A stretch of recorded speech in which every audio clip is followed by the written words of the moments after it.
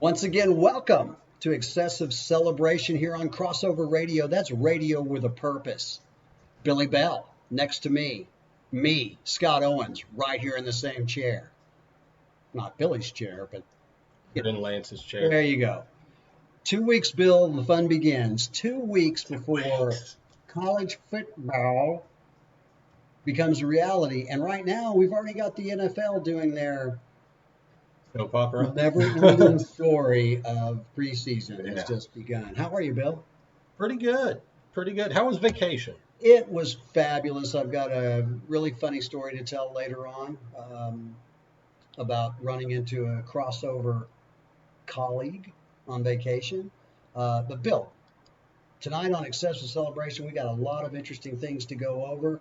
Again, we're just 2 weeks away from the college season, but in the middle of all that, something both wonderful and deeply saddening came out today, Oh, and that's the Thunder's schedule and the fact that there's been as many as 27 of the 82 games on national television over the years with the Thunder.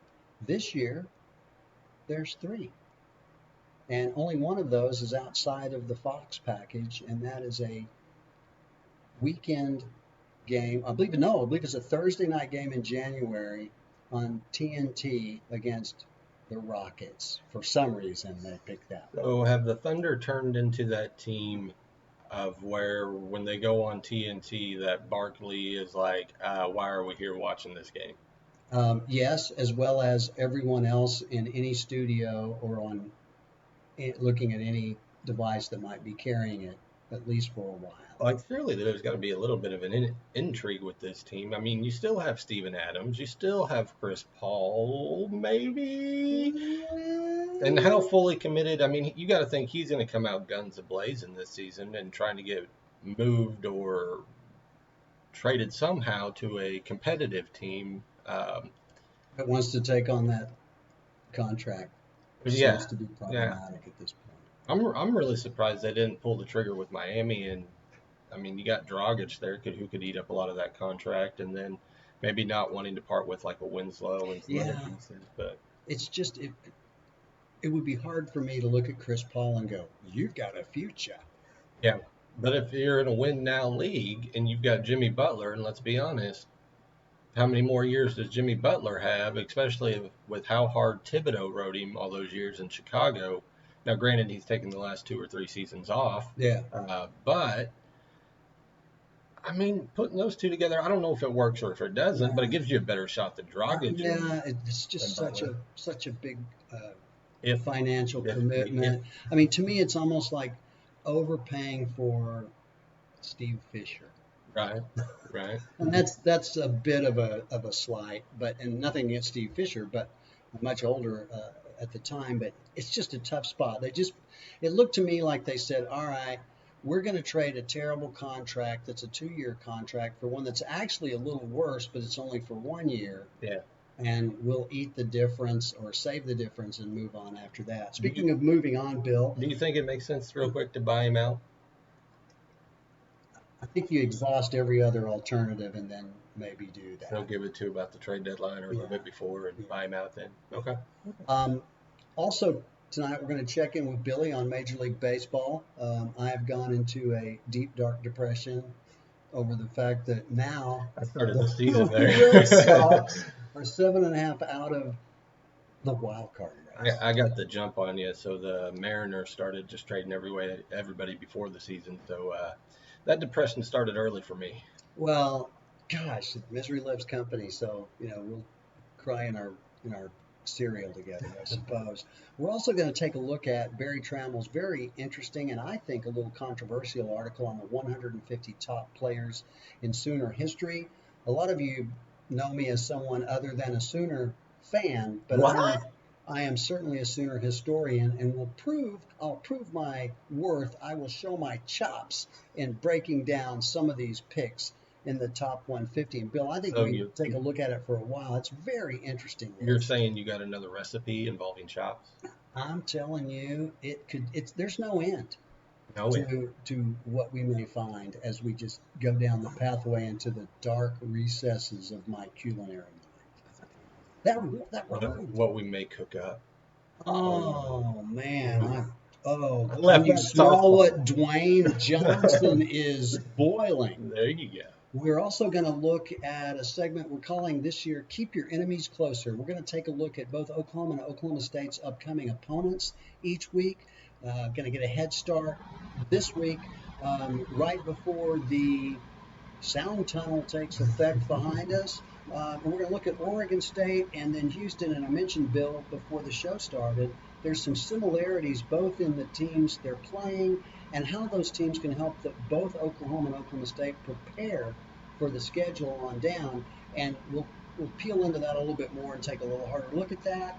Also, I want to talk a little bit about the Dallas Cowboys, what I saw, what I observed in their game with San Francisco, what your take was on that, and then some very interesting salary discussions going on now. I don't think anybody's talking Dallas right now, at least that I've heard of. No, not at all. Everything's nothing to see here. First time ever, I think Jerry Jones and the Cowboys have really not been talked about. And then another segment, NFL quarterbacks, QB or not QB. I've got my top 10 NFL quarterbacks. I'm going to ask Billy how right I am. I'm sure he'll have his own opinions. And then we'll look at the next 5 because I think that's where the conversation gets really fascinating, both in terms of who's hanging on and who's got the potential and where a couple of local guys may fit into that whole conversation at the beginning of the season and where we would see them at the end in terms of these quarterback rankings. So, Bill, here we are. A couple of months into this thing, looking forward to launching the radio station. You can listen to us on the Crossover app. Bill will tell you how to get that in just a second. There's other platforms to follow us, and we can't wait for the season to start. Bill, how do people listen? How do they get in touch with us? And are we about ready to fire out another poll question this week? There'll be more poll questions on our Facebook page. That's Excessive Celebration. You can also find us on Twitter at the EC Sports Show is the easy way to find us. Or if you like, listen to our clips on SoundCloud. And also, never forget, download that app. We are back. Excessive Celebration, Crossover Radio, Radio with a Purpose. Billy Bell, Scott Owens, Okay. Lance and Dash. Yes. Although, for a second there, when I was bouncing back and forth, I wasn't sure which one of the old men from the Muppet Show up in the top of on the balcony theater I was. Oh, I thought you were going to say you would have got whiplash. Whipdash. You got whipdashed? We're back, and we're going to talk a little bit about an article from somebody that I think most of the local people here are familiar with. If you're not from here, and if you want to read an exceptional writer, Barry Trammell has been writing in this part of the world for a long, long time. He's very well thought of. He's a very intelligent guy. He also still has the ability to compel people to respond. Some people like him, some people don't. Bill, my favorite article there's 2. One that I will bring in sometime where he nails the strengths and weaknesses of every Oklahoma State and Oklahoma fan and really defines the psyche of both in a way where when he's done, both sides feel like somebody just came by and took all their clothes off and threw them out in the middle of the street, and they have to actually own up to who they are.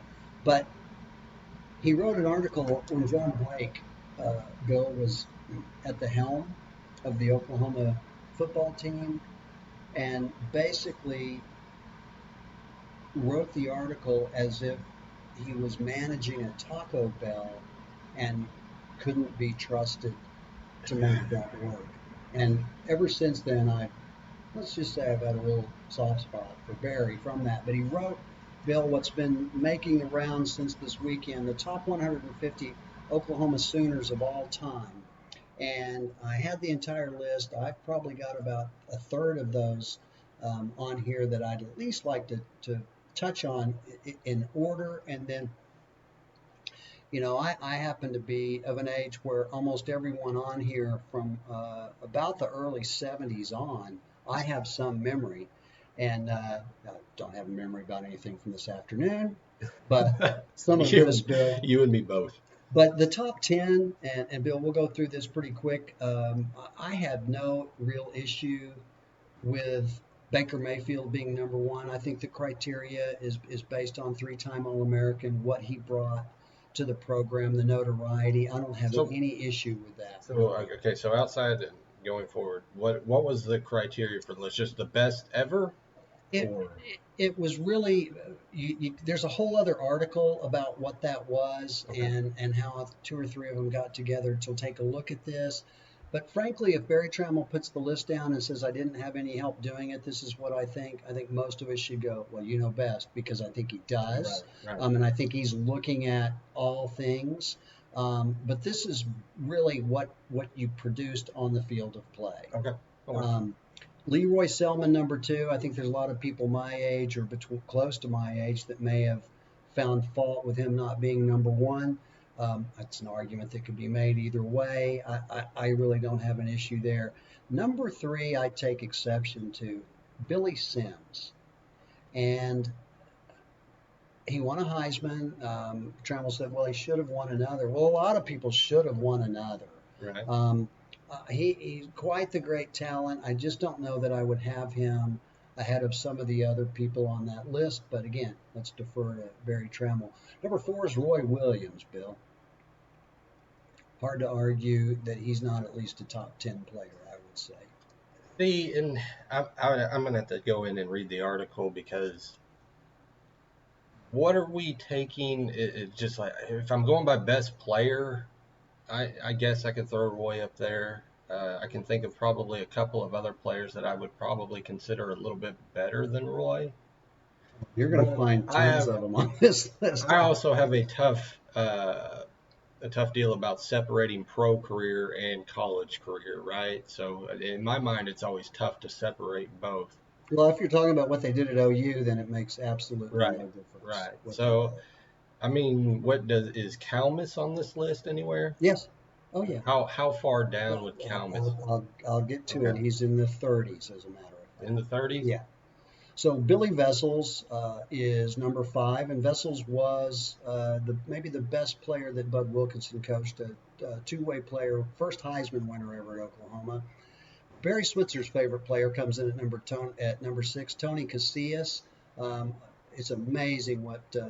how much respect he has for that guy, and I'm not going to argue that point. Jerry Tubbs, another guy from way back. I'm not going to dispute what happened in the 50s. Almost won the Heisman as a linebacker and as a center. Tommy McDonald, probably the first electric, if you will, superstar that the University of Oklahoma had, played both offense and defense. Number nine, one of my favorite players of all time, Joe Washington, Yeah. running back from 72 to 75. He had some of the most unbelievable plays. Most people remember a punt return against Oklahoma State where he spun out of trouble on the far side of the field, going right to left at Owen Field, and just an unbelievable run. The 2 yard loss on a punt return against Southern Cal out in Los Angeles, Bill, which was a game that nobody saw because Oklahoma was on probation. What? And so nobody saw that game. It ended in a 7-7 tie. Was a great play. But Joe Washington, I actually had a chance to speak with Joe one time in a phone interview, Bill, and this is an amazing thing. One of the things that made him so unique was his ability to move left and right, his lateral movement.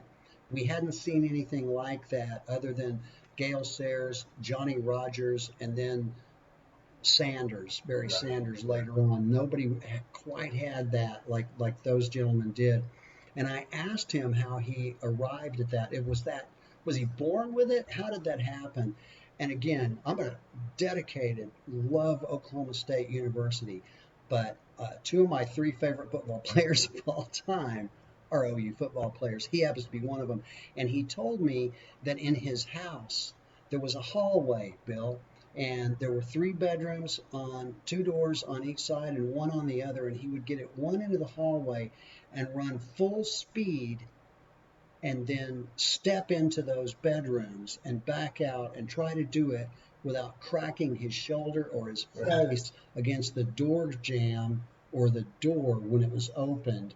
And that's what he did in the wintertime. And when he wasn't able to be outside, he ran the hallways, bouncing in and out. That's Now, fascinating. at least once or maybe twice he either hit somebody coming out of the room, or he hit the wall and there's probably a good dent or Oh, I'm hole in the sure. wall. And someday I'll tell you a story about sticking a pair of cowboy boots into a door of my sister's bedroom at the end of the hall and with my body attached to it. So, but that's a whole other story. But yeah, Joe Washington, number 9. And then, Bill, you may not remember this, but I had mentioned this guy when we were talking OU a few weeks ago, Rod Schote. He pioneered the speed linebacker position, played at Spiro, Oklahoma. He's number 10, and then Keith Jackson, number 11. You know what I like about this list so far is he could have gone like running backs 1 through about 8, Right. like deep in Sure. that And, OU, and hard to argue. and very Notoriety. very tough to argue. And I do love the fact that he's put some defensive players on there too. I would, you know, arguably, I think they've had also quite a few good offensive linemen that could be up in that echelon of players Yeah. that I don't think he's thrown up there. But well, let's keep going down the list. They And then they we'll rate it. they start showing They up start here showing kind of up. in about the third dozen, if you Okay. will. So Jackson and anybody that remembers this big guy from North Little Rock, Arkansas, making an end around play against Nebraska, just a great ball player. We'll get through the top 20 real quick. Number 12, Brian Bosworth, and I got a great story, Bill, and I'll share this with you about Bosworth. You know, a lot of people had issues with him for a variety of reasons, and I get some of those. But if anybody has any idea that this guy wasn't bright or intelligent, then you missed the mark on him. A great story about him when he was with the Raiders. They were getting ready to play Denver, and he had made the comments calling John Elway Mr. Ed, and made a lot of fun of Elway. And all of a sudden, 2 weeks before the Denver Raiders game, these T-shirts show up, and all the Denver people have them, and it says the Bozo on it, and it's pictures of Bosworth, and they just flooded the market in Denver the week and a half before the game, so much that there was a whiteout effort made with these jerseys just to get in Bosworth's face over the Bozo logo and the Bozo thing to make fun of Bosworth.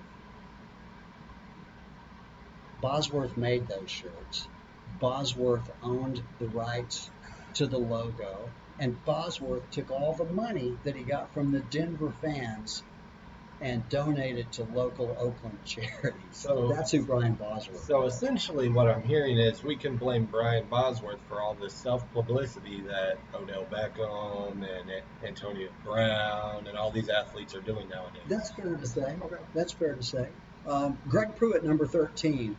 Real quick story about Greg Pruitt. He had hello and goodbye on his practice jersey, and mentioned to Steve Owens when Steve Owens came to one of the practices that with that 3.4 yards per carry that Owens had, he'd have to play defense at OU then. So Mildren didn't lack for confidence, and neither did, and Billy, I've mentioned this before, my two greatest favorite college football players of all time, Barry Sanders at Oklahoma State, and number 14 here, Jack Mildren, quarterback at Oklahoma. He was the original Wishbone quarterback, and Barry Trammell says he's the most important player in Oklahoma history, and just a fantastic player.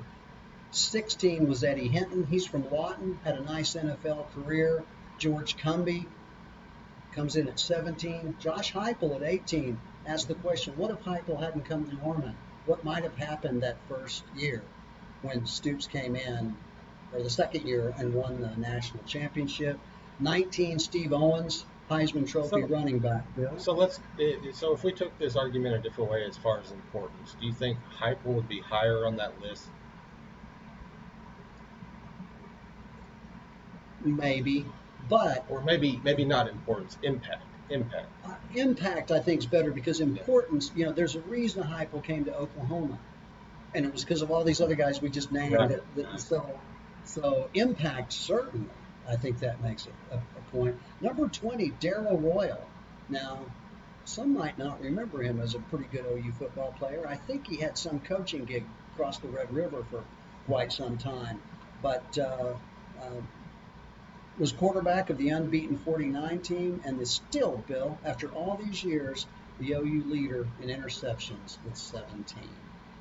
And then had some limited career as a coach down in Texas after that. That's the top 20, Bill. We need to take a break? Let's take a break. Let's do that. You're listening to Excessive Celebration here on Crossover Radio. That's radio with a purpose. Listen to us every Friday from 4:30 to 6:30 by downloading the Crossover app. When we come back, Bill will tell you how to access our entertaining selves in other ways. We'll be right back. Get that app. Oh, yeah. Excessive Celebration, a sports show, a documentary, a mockumentary, if you will. Hi, Billy. Can anybody tell me what that instrument is making that sound? What is that? Anybody's wife? Oh, Bill, I can't believe you prompted me to say that. You're listening to Excessive Celebration. Two single guys. Here on Crossover Radio. That's radio with a purpose. And we are continuing a look at Barry Trammell's top 150 of the greatest Oklahoma Sooners of all time. We got through the top 20, and we're going to take a look at the next 25 or so. Jason White, number 22, Bill. Hard to argue that he isn't someone that deserves a top 25 or 30 rating. Yeah. Clinton Thomas. Although, can I deduct him a couple of spots for all those horrible commercials he's been putting out on TV? Well, I feel that drops him like 5 spots. Right. So you got Clinton Thomas, who was a great big bruiser, fullback, and runner back in the 50s for Wilkinson. Sam Bradford, number 24. You talk about a lottery winner, the last guy to get the guaranteed money, $64 million man. Good for you, Sam. Good for you. And this recently got released from the Cardinals too. Yeah. But still, another guy from OU. Still was making money. Still was getting signed for max contract. Sam Bradford, way to go! Did the NFL right? Right. And hopefully he shared some of that money because fortunate enough that I spent a lot of time playing with in Little League and against his uncle, Kyle, who was at Putnam City and Hefner, junior high, middle school, once upon a time. Great family. You know what I always thought about Bradford was that obviously has all the talent in the world. I don't think ever, and I know he's 3-4 teams now, I don't think he ever truly found the right fit for his talent. And now it's kind of the journeyman syndrome of where can I be a backup and fit in and fill a need. And it may be that situation to where he fits in like a Fitzpatrick in the league now and kind of wins you a couple ball games or kind of can stem a couple of ball games. Or maybe he just takes that pretty smile and his $64 million and does whatever he feels like doing with it. But I don't have anything to worry about is going forward. Number 25 is Tommy Harris. Maybe a little high for me, but if you take into his NFL career, like you were talking about, and then we're going to go on down. Dewey Selman, 31. Ricky Dixon was a great ball player at 32. Gerald McCoy, 33. See, okay, so you mentioned McCoy and. Where was the other one? Ricky Dixon? No, go back up. Dewey Selman. No. Tommy Harris. So Tommy Harris and Gerald McCoy, to me, in college, and then even now more so in the NFL, I don't think they've ever lived up to the potential, honestly, and especially Gerald McCoy's case. Harris probably shined a little bit more in college than McCoy did, but to me it always seemed like they, I don't want to say aren't fully committed, but they just never lived up to the hype that surrounded them. Well, that may be true at the pro level, but I think regarding what they did at OU, Because all you ever hear them talk about nowadays is, we don't have the guys on defense. We don't have the Gerald McCoys. We don't have the Tommy Harrises. Yeah, no kidding.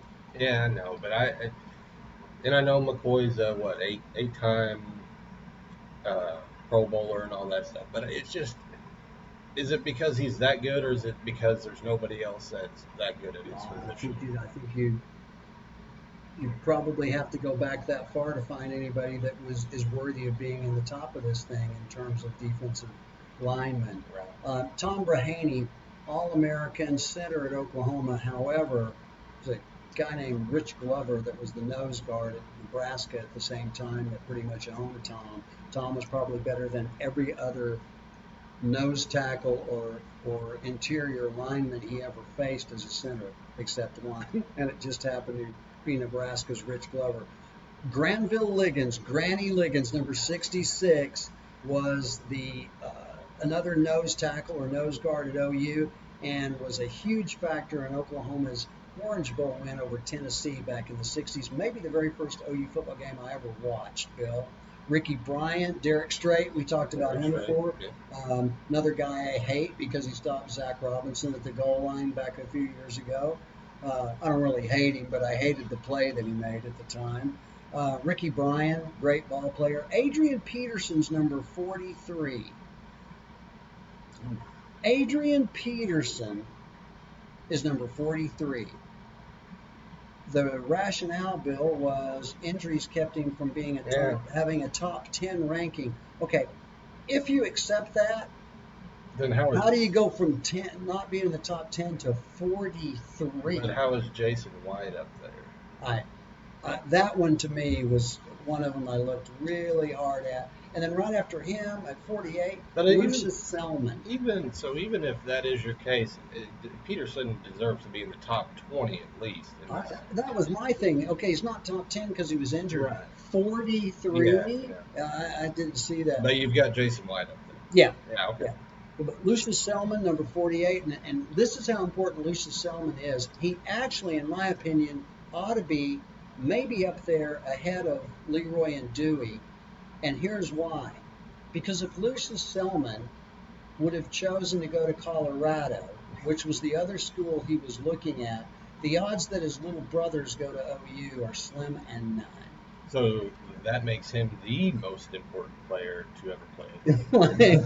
It's an argument to be made. Let's put it that way. Steve Zabel, number 55. Zabel was a guy that could play both tight end and linebacker, and ended up going up to New England, Bill. When Chuck Fairbanks got the New England job, he immediately started drafting Sooners, and he picked up another guy on this list, a guy named Raymond Hamilton that went by the nickname Sugar Bear. Teddy Lehman, number 56 on the list. Yeah.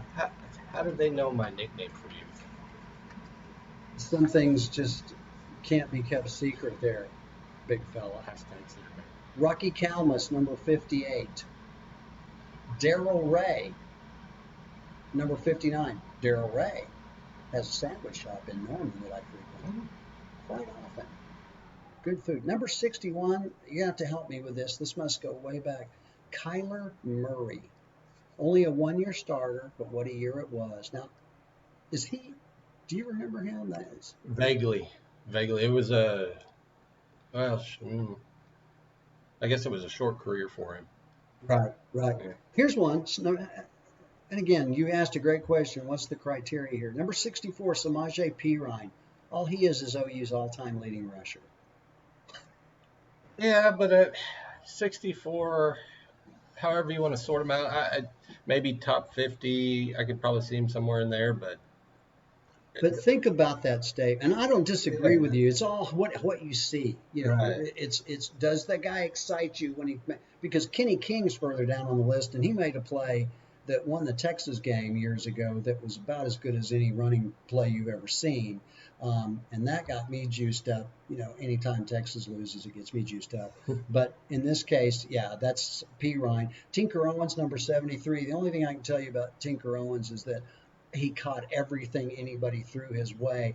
I happen to be pretty good friends with a buddy of his, a guy named Jack West, Bill, that went to the University of New Mexico and played wide receiver with Tinker with the New Orleans Saints, and then Jack ended his career with the Dallas Cowboys. And let's just say that Tinker Owens and Jack West had a pretty good time in New Orleans back in the late 70s They as professional football frequented players. sandwich shops, is what you're saying? They enjoyed mufaladas often. Yeah, Raymond Hamilton, I had mentioned him at number 79, but squeezed in between there at 74, and Jamel Holloway won a national championship. And number 77, Bill, Kelly Gregg. Kelly Gregg, I think we spoke about him some semi way a couple of weeks ago. Here's the statement they made about Kelly Gregg. He's the shining star of the John Blake era. Bill, that's like being the best fusion chef in Ponca City, Oklahoma. Well, you've got that spot knocked down, so. Well, I can sushi with the best of them. I can. I'm a sashimi kind of guy, though. I don't like the rice. I like the tissue. So Kelly Gregg, Raymond Hamilton, number 83, Jimbo Elrod. And I think this is way too low. This guy was All-American, played for the Kansas City Chiefs forever. Those of you that listen to sports radio and did over the years may remember a caller that called into a certain station, went by the name Jiggin' Joggin' Jim. That was Jimbo Elrod. He actually passed away in a car accident a few years ago. Very tragic, but a great ball player. You got Jimmy Harris, and then the guy that I can't believe is this low, number 93 on the list, Bill, Steve Davis, quarterback from Sallisaw, Oklahoma. Not number 93. Here's his record, Bill. 32, 1, and 1. How's that? I mean, that you're talking Tebow numbers right there. 32 wins, 1 loss, 1 tie. Prentice Gott, he broke the OU color line, but was a heck of a football player, running back at OU 57 to 59. Number 102, Bill, DeMarco Murray. His biggest issue was coming right after Adrian Peterson. Yeah. That's what hurt him. And then I just put this guy's on here just because I thought, hey, this guy was a tough dude, but he had to live up to a tough name, Buck McPhail. I mean, you got to overcome that right away, don't you? Then Jim Files, 115, played for the Giants as well, really good. Kenneth Pope, Clyde Powers were early 70s guys, part of some great Orange Bowl teams. Tony Peters and his brother Terry Peters, both great players at OU and in the pros. In fact, Terry's daughter, Bethany, used to work for me, so I had a chance to know that family pretty well. Damon Parker, Bill, 126, my favorite story. Go ahead, and I got a story for you about Damon. I remember Damon really, really well, and especially playing in OU, then playing with the Dolphins. And I thought Damon was going to be, and then he played with the Packers for a while. Yes, he did. I thought Damon was going to be a really good running back.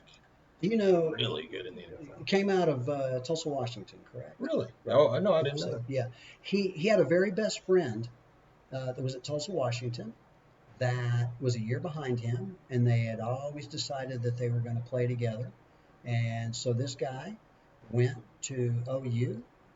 He was being recruited by the colonel, Mr. Schnellenberger, and this guy walked into Schnellenberger's office with a baseball cap on, and Schnellenberger literally knocked the cap off this young man's head and said, "You don't walk into my office covered," like it was some military operation.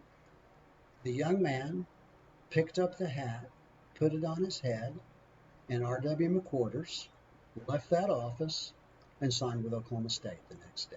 I will say, R.W. is probably my favorite OSU player that's played. Played basketball as well. Yeah. Melvin Gillum did that too. But yeah, R.W. That's just a neat story. And they were best friends and remained best friends. Lydell Carr, you talk about a nasty dude from Enid, Oklahoma. He was a monster. Kenny King, I mentioned. I'm a fan of Kenny's because even though he wore crimson and cream, he was able to shed that and wear the silver and black for quite some time at Oakland. Number 134, Marcus Dupree. I don't even know what to tell you about that guy other than in terms of raw talent, Marcus Dupree would be Jimmy Brown and Adrian Peterson have a love child, and it's Marcus Dupree. And then the last on the list to comment on, Bill. Number 149, Torrance Marshall. And all Torrance Marshall did was save OU's championship season with a performance down at Kyle Field. That was ridiculous. He won that game for OU. He was the attitude behind that defense. I agree. And that, to me, at 149, Marshall, and then Steve Davis in the 90s when all he did was go 31-1-1.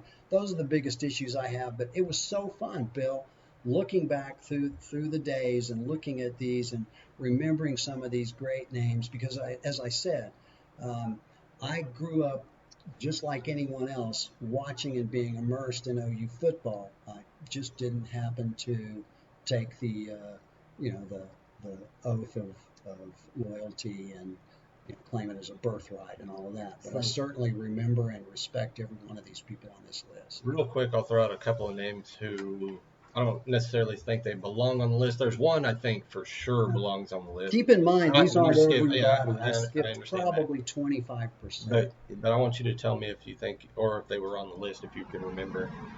Malcolm Kelly on the list? I'm not sure. He's probably not. I'm thinking not. Yeah.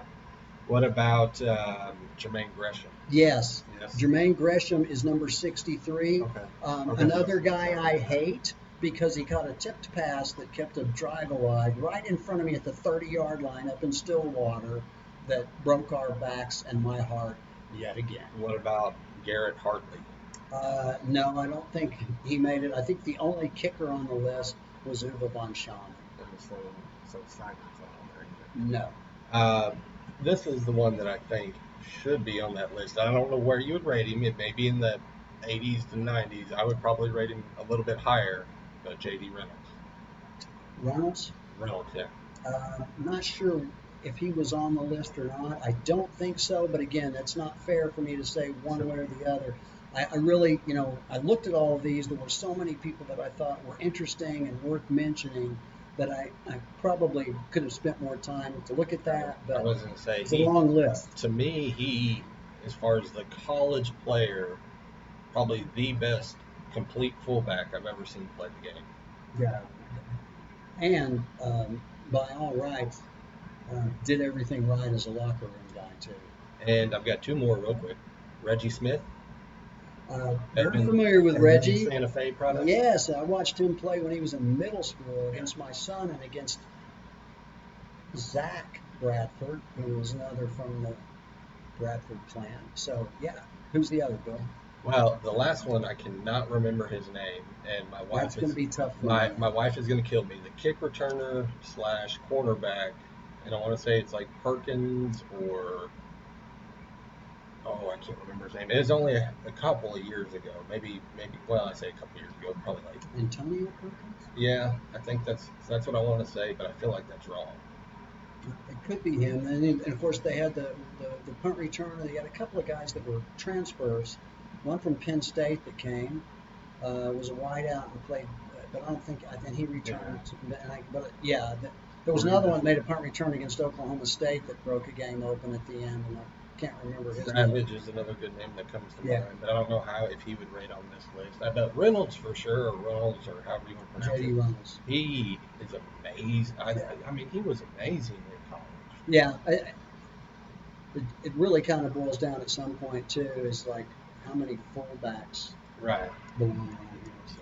Well, I would have thought Seibert would have got a mention at least for all he did. Kicker. I understand, but the kicker. He gave Baker a lot of good cups of water when he was dehydrated. He kicked everything.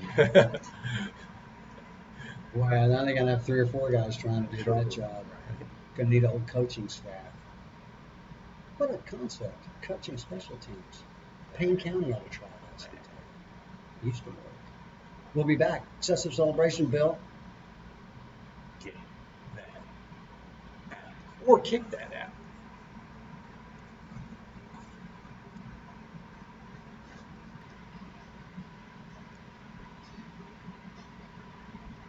We're back. Excessive celebration. Billy Bell and Scott Owens here on Crossover Radio. That's radio with a purpose. You can listen to us if you download the Crossover Radio app from 4:30 to 6:30 every Friday.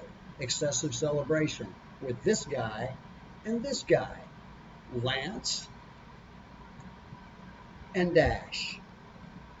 That's who we are.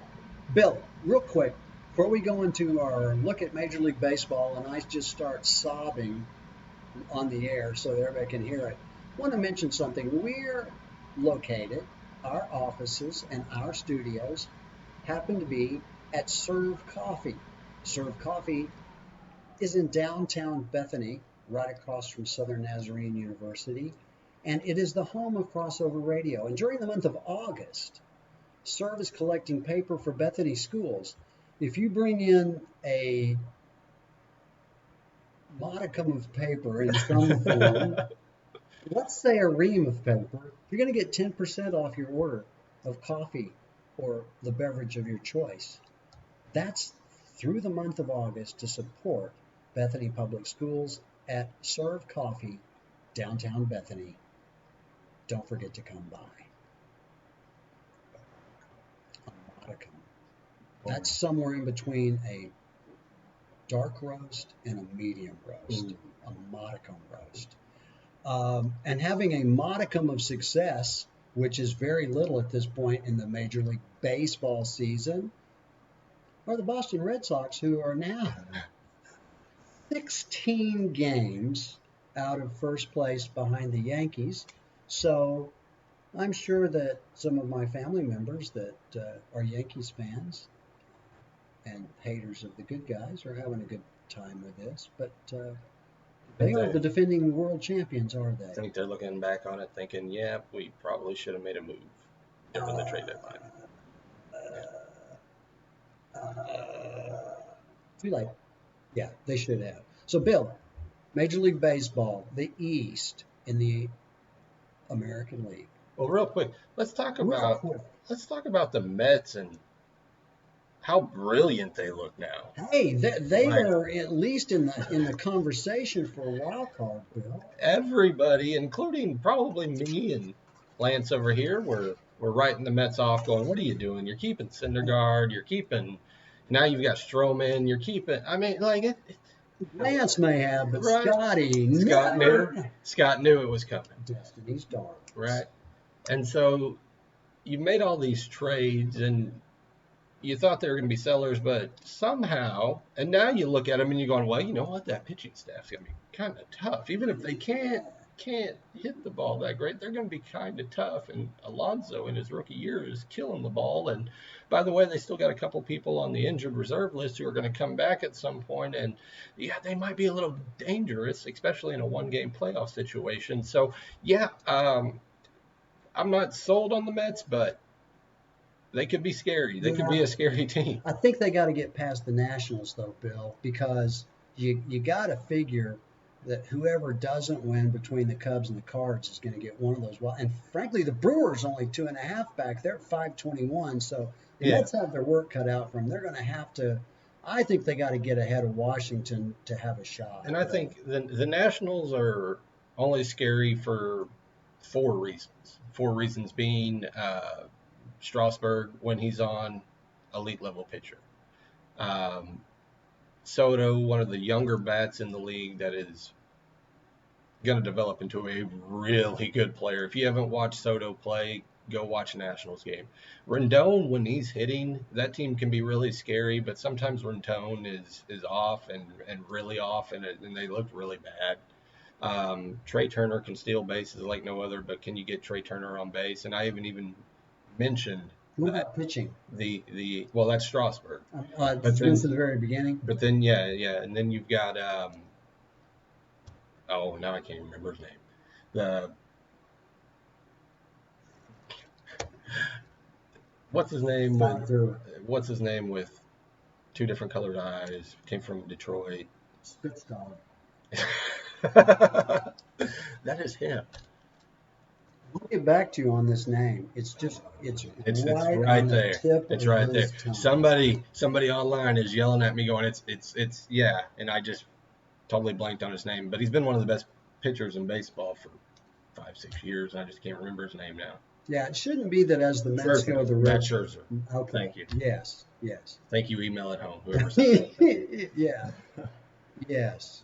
But they could be scary, and especially in a 5 to 7 game series, if you're throwing Scherzer and then you're throwing Strasburg and then possibly short rest having to face Scherzer in a game 4, it could be a tough series. But with the Nationals, it's where their bats go. I think they can win 1 or 2 games in a series, but I don't think they can win the whole thing. And I think they're pretty limited offensively of what they can do. Did you happen to see the play last night, the Braves against the Marlins, towards the end of the game when the right fielder threw out the base runner?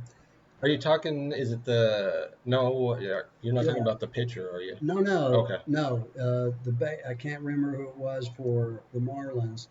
It was basically a base hit to right center, um, and the guy makes the turn, and the right fielder just threw a bullet to first base and got him before he got back to the bag, and I Hmm. think he ended the drama in that ball game. But Atlanta's doing really well, Bill. We're going to stay with the National League. You've got Atlanta 6.5 ahead of the Nationals. Again, a game and a half back from there are the Mets. Phillies, really, they're only a game back. Really, the Marlins are the only ones that are legitimately out of it at this You, point. you know what? You could probably say at a good stretch at that point that the Marlins were playing better than Yeah, anybody in that division. Phillies, I think, are done. I thought adding Segura and obviously Bryce Harper was going to help that team, and they were going to turn some stuff around. Franco dropped off. Hopkins uh, has had his struggles this year, and pitching staff's never really been there for the Phillies this year. So I don't know where Nola went, but he was amazing last year and just kind of fallen on hard times this year. Um, the Braves are the cream of this crop. They should win this division pretty easily. Can they get their pitching together? They've got enough young talent and Freddie Freeman still there, which I'm glad to see Freddie finally on a winning team. yeah, they're much more balanced than they've been in Yeah, terms of defense and enough hitting, and then you know, yeah. pitching is usually pretty Albies fun. finally came around. Who was struggling for the beginning part of the season, and pretty much until the All Star break was just really struggling, and then all of a sudden just picked it up and started hitting again. And the Central, the Cubs and the Cardinals and the Brewers are all right there together. And Cincinnati's 7 back at this point. Yeah. Pirates may be in trouble, but any of those teams are still legitimately in a chance to win the division and certainly in line for at least one of the wild card spots. Yeah, I think it's out of all those teams. I think obviously the Cubs will probably win your division, but I think the Brewers are going to come away with one of those wild card spots. The Cardinals don't scare me. They're a team that's They're limited, Bill. I think they play on fumes I don't know sometimes. what they're doing because you still have Molina, and he's not the Molina of old. You've got uh, What do you mean? Carpenter. I Their just, their pitching's old, I, and I'm sorry. I just want no, to no, say you did. yada Yachty. You know who Yadier Molina's biggest fan is, don't you? yada. I will. I don't even like Rachel. it. Rachel likes yada yada. And how do you know that, Bill? They've got a couple of pictures on Facebook, I guess, whenever her and Philip went to a couple of these Cardinal games. Right. And I don't know if they met him or not, but she's a big fan, they're a big Cardinals fan. I just think it's fun to say. Yada yada. Probably outside of Pudge, the either first or second best catcher I've ever seen play Major League Baseball. Yeah, because if you think about it, I mean, Johnny Bench was nothing without Pete Rose.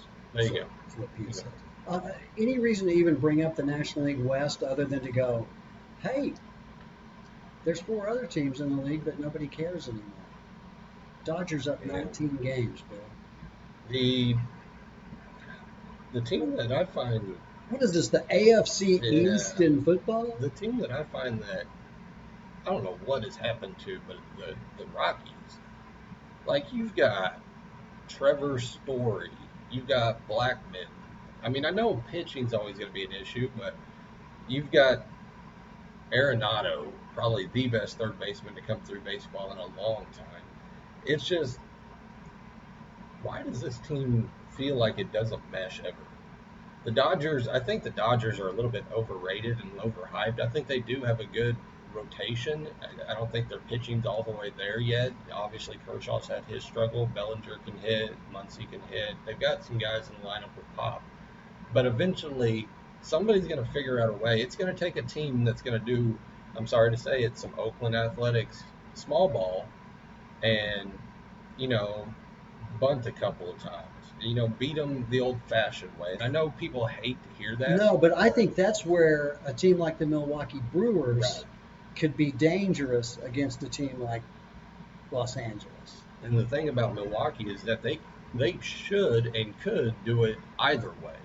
With Yeah. Yelich in that lineup,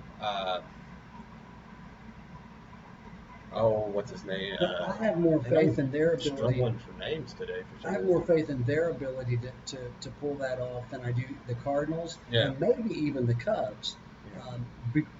for that very reason. And I don't even know how much they're being tested right now. They're 8-2 in their last 10, and everybody else in their division, the best anybody else is doing is 500 in the last 10. That's I think we can safely say Atlanta, Los Angeles, Chicago, and most likely the Nationals and either the Cardinals or the Brewers. I think the biggest question, and you can say this about all of these teams, do you feel safe with any of these pitchers on the mound? Like you, on all these teams, whoever you want to consider their ace going into let's say a one game series. So whether it be Kershaw, Rich Hill, maybe Walker Buehler, for the Dodgers, maybe that's about as comfortable as you can get. I don't think there's anybody for the Cubs that you feel comfortable with, and I don't think there's anybody for the Braves you feel comfortable Were with. you surprised the Cubs didn't do more in terms of looking at even maybe middle or late relief? Because I think we talked a little bit about that maybe a month or so ago. Yeah, I mean, you can say yes, but you don't ever know what the asking price is for some of these. Or what they would be worth giving Right. up or what have you. I mean, do you, and especially now in a day and of age where you've shortened the timetable of when you can do all this. Now, obviously, you still have some leeway of buying people out or releasing people and people picking those guys up. So you can still kind of get away with some stuff, but the way I heard explained the best is a lot more teams value young prospects, and they are they're in a win now, but they're also in a win now, but also hold on to what I think is a great value. So they're not going to give your 1s, 2s, 3s. They're going to give you their 4 through 8 guys who could be something in about 2 years, not the guys that are ready now. And there's only a couple of teams that did that, and that was the Astros getting Greinke. There's not a lot of teams that are willing to do that. It's fascinating that was your answer, because just before you went down that pathway, I was going to ask you, Bill's our resident expert here on this, but it's a little more difficult, at least as I see it, to try to follow or predict or have an idea with these trades in Major League Baseball, for example, versus the NFL, because of the farm system and these assets that are buried so far below, where only general managers and people in the know may have a real idea of the value of any of those people and what they may bring or not bring in terms of a trade where there are assets that may be in AA ball for all we know, as opposed to a 55-man roster in the NFL, where you know what they've got capable of moving or not moving, or the NBA. Think about it this way. So let's say you have X player. So no matter who it is, he's ready to be called up, right? But you're a team that is slotted. So like say the Astros, you're slotted to win now.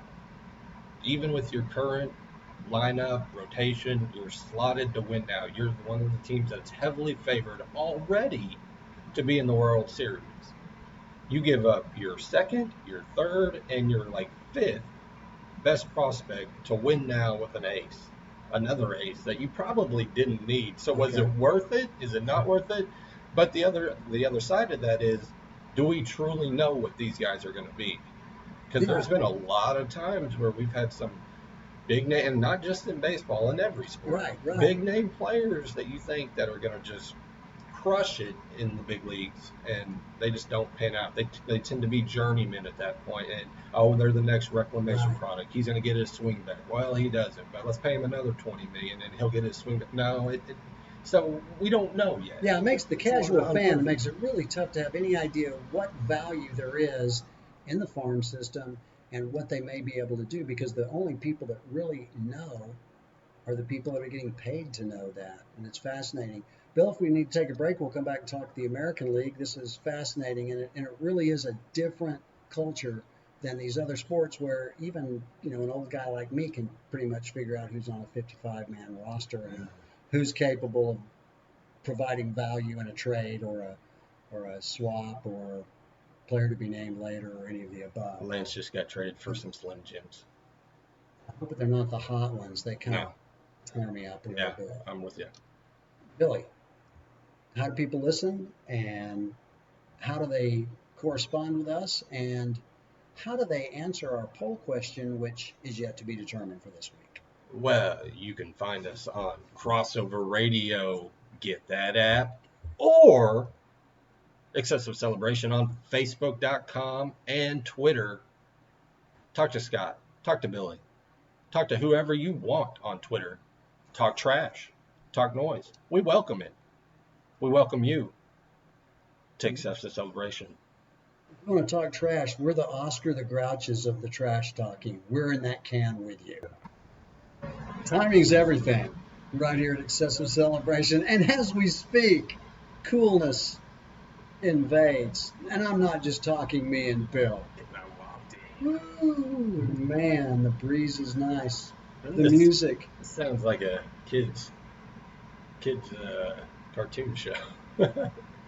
Tommy and the Tinies.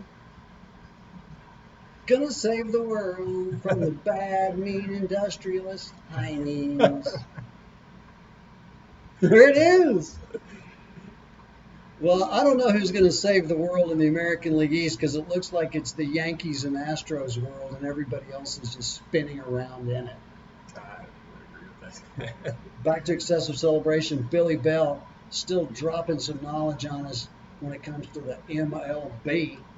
Talked a little bit about the National League. Now, Bill, I just looking at the Yankees, looking at Houston, Cleveland and Minnesota may make some noise, but tell me why I should pay attention to anybody but those first two teams. Well, if the if the Yankees keep getting injured, I mean, there may be good reason to look at somebody else besides. You just had Encarnacion go down with a broken wrist this week.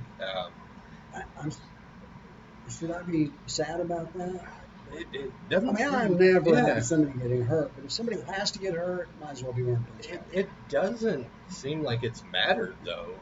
With as horrible as their pitching staff has been, no, we're just going to outscore you. We're going to put up a 12 spot. No, we're going to put up a 15 spot. Like, it hasn't mattered. I'm happy to see that LeMahieu is getting his due because forever he was hidden in Colorado.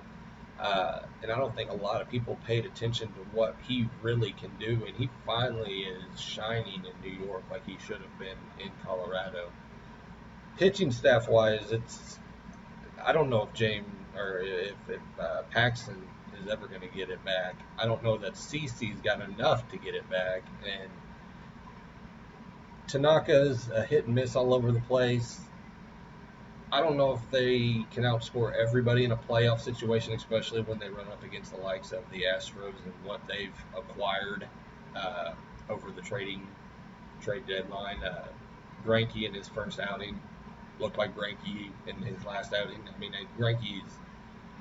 I don't know if there's a more cerebral pitcher in the league, but man, Greinke can really spin a ball, and even more so now with the Astros.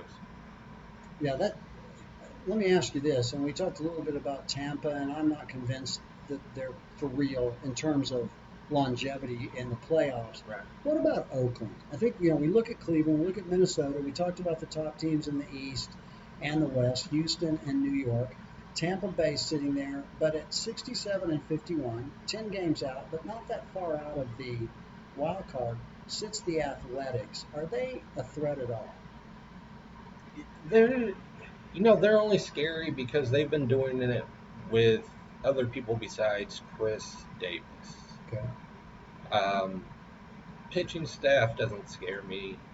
Chris Davis scares me. When he's hot, and probably the best power hitter in the league.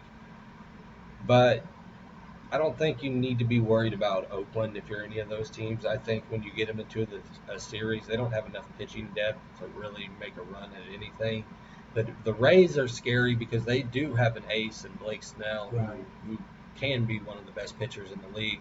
All their hitting is really, really young. I think the Rays are reasonably a year or two away from really being a serious contender, But especially is the when the Bill, is Astros the kind of broke down. difference between the Athletics and the Rays the fact that the Rays might be able to get a win in the first game of a Yeah, short series yeah. or wild card game or whatever? Yes, because they do have a legitimate ace. That's the biggest difference. All right, what about the Twins and the Indians? They're, you get those two teams are sitting side by side. The closest one to them after that is the Say It Ain't So Joe Chicago White Sox, who are 18 back and remarkably have a 16.5 game advantage over the Detroit Tigers, who are continuing to pay the price for some very stupid contracts and decisions made by the late owner of that ball club. Well, and they were at a sell mode, so that's the best thing that the Cubs did on the other side was get Castellanos. I can't pronounce the last name. Uh, but he's been marvelous since going over to the Cubs. Nick Castellanos, I believe is how you pronounce his name. Smith. Yeah, Nick Smith. You know that guy. They're all silent.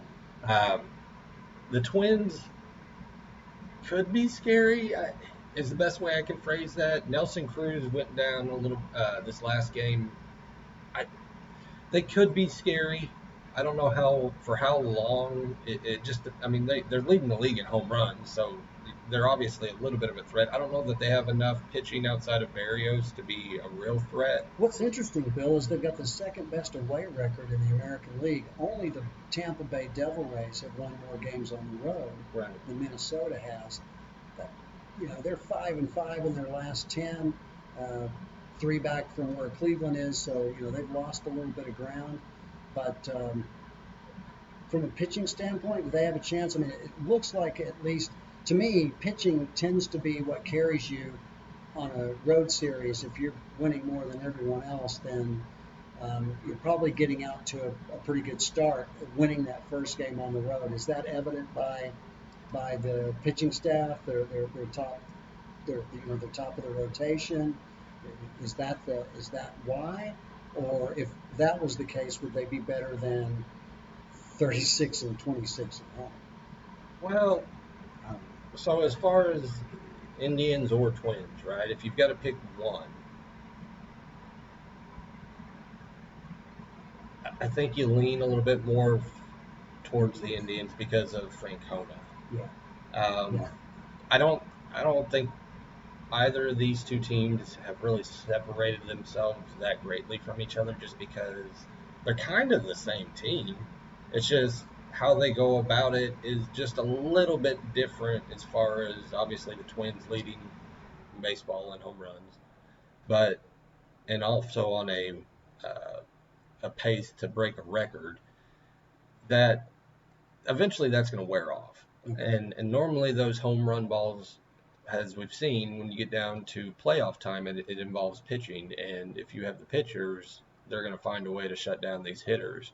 You get into all these analytics of launch angles and stuff like that. Well, that's great, but do you have a guy that can throw at 90 and break it about 60 feet in front of somebody's ankles?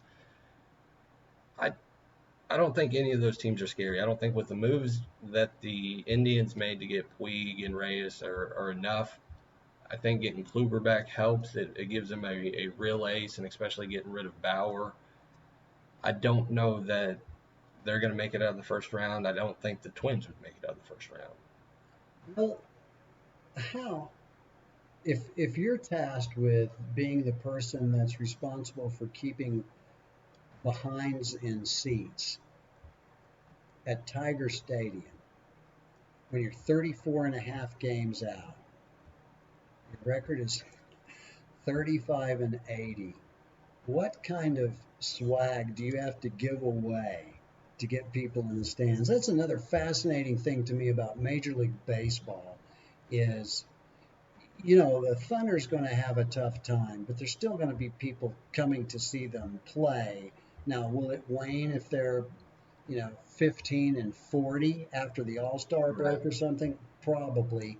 But baseball is unique in that you've got another 45 or 50 games to go, and really no reason for anybody to show up and watch I, that I stuff. think the only way you make that happen, and it's not going to happen because he hasn't said anything, is this is Miguel Cabrera's last year. Yeah, That's the only way you get people there. Now, to pay homage to him. having gone and seen the outside, I've never been inside. I've seen I did, well, I say that, I take that back. I have seen the inside. Their stadium is one of the nicest stadiums I've seen.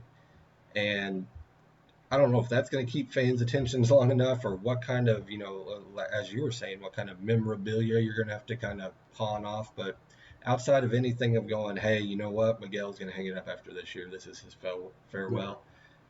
a Mark Fidrich bobblehead Yeah.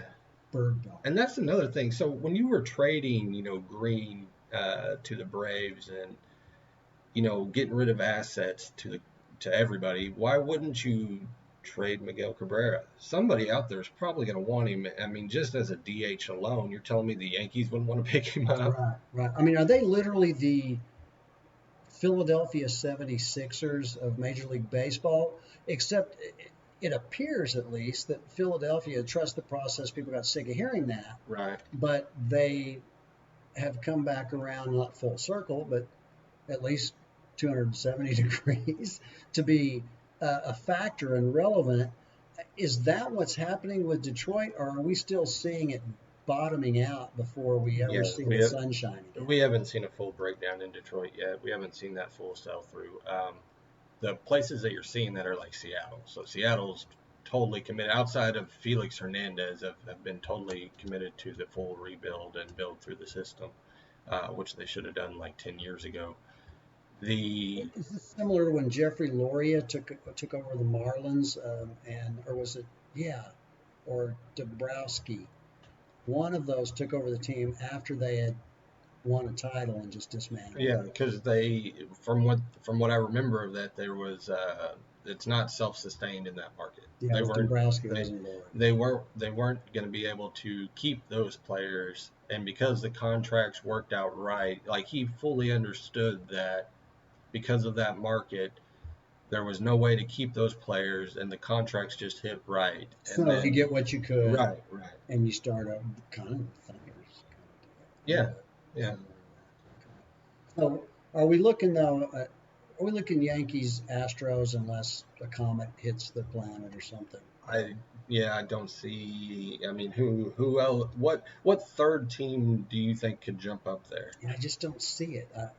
Again, like you mentioned Cleveland. We talked a little bit about Minnesota, but it's pitching. Well, And when you have decent pitching and the hitting that the Yankees have, and just the overall talent that's spread around the field for the Astros, I just don't see it. let me ask you this: so as underwhelming as it's been for him, if you're Mike Trout, Mm-hmm.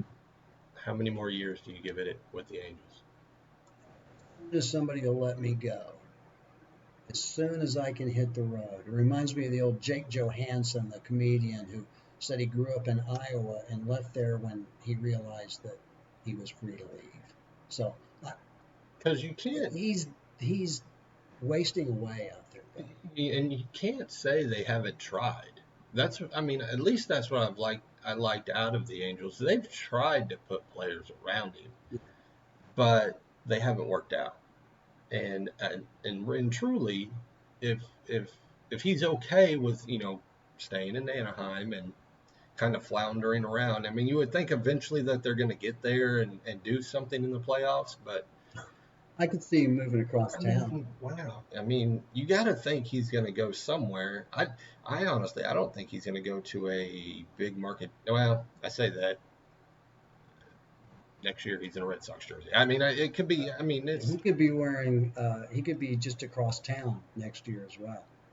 you He know could be wearing a Dodger jersey because it's a cold, cruel world. in a team that I would like to see him on, just because I'd find it very interesting. Because I think in 2 years you're going to be hearing a lot about Tampa Bay. Go stick him in there with that No, outfield not with today. Lowe and everybody else. I think they could be a scary team. I like what you said first. I'd rather see him in Red Sox. Red Sox. I don't know. Just make my day. I would just find it tough floundering around your whole career, not making it anywhere. All these expectations. They bring in Pujols. They bring in uh, uh, Kinsler and a couple of other Hamilton who didn't work out at all. But you've brought in some big name guys and just nothing. And I don't know what it is. It's just nothing. Like it doesn't. Is it a chemistry thing? Is it the Housewives of Orange County? It might be. Or, Bill, is it spider bites? Probably spider bites. League Baseball, we've wrapped that up for now. When we come back, QB or not QB? That is the question we'll ask right here on Crossover Radio. That's radio with a purpose. And Bill, if we've got time, I just want to say Serve Coffee is the home of Crossover Radio. During the month of August, they're collecting paper for Bethany schools. So when you come to Serve here on 39th Street in downtown Bethany, bring a ream or some other form of paper, and you'll get 10% off your order of a cup of coffee or other fascinating beverage right here at Serve, home of Crossover Radio. Bill? Find us on Facebook, Excessive Celebration. Also find us on Twitter, Excessive Celebration. And always, please remember to serve up that app. That is some good old-fashioned string bending rock and roll right there, Billy Bell. You're welcome, Carol. Scott Owens, Billy Bell, Excessive Celebration, right here on Crossover Radio, radio with a purpose. You can listen to Excessive Celebration on your Crossover app from 4:30 to 6:30 every Friday, and why wouldn't you?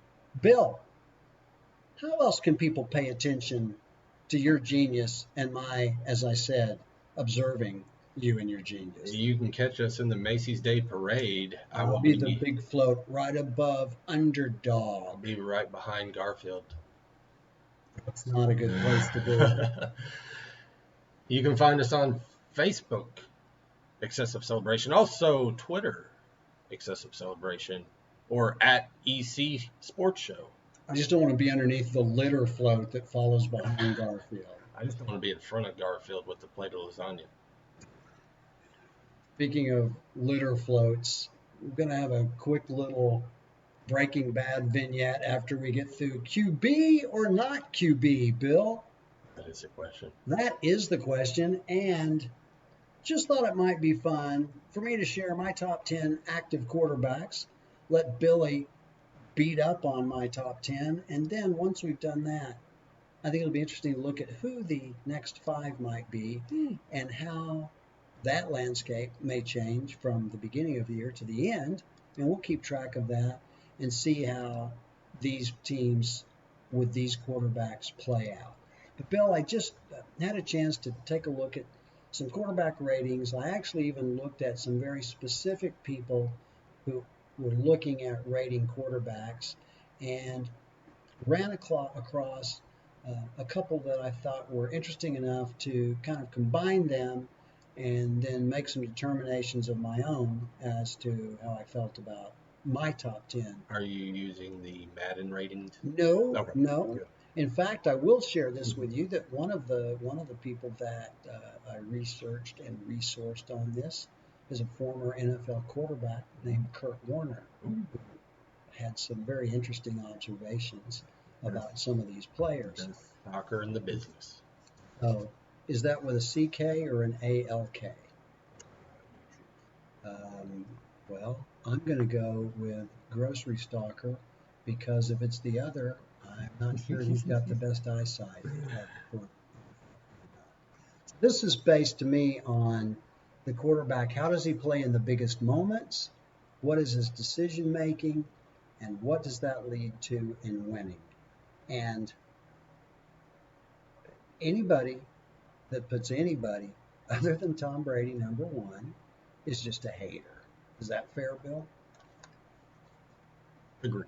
Okay. Based on big moments and everything that he's proven, agreed. Yeah.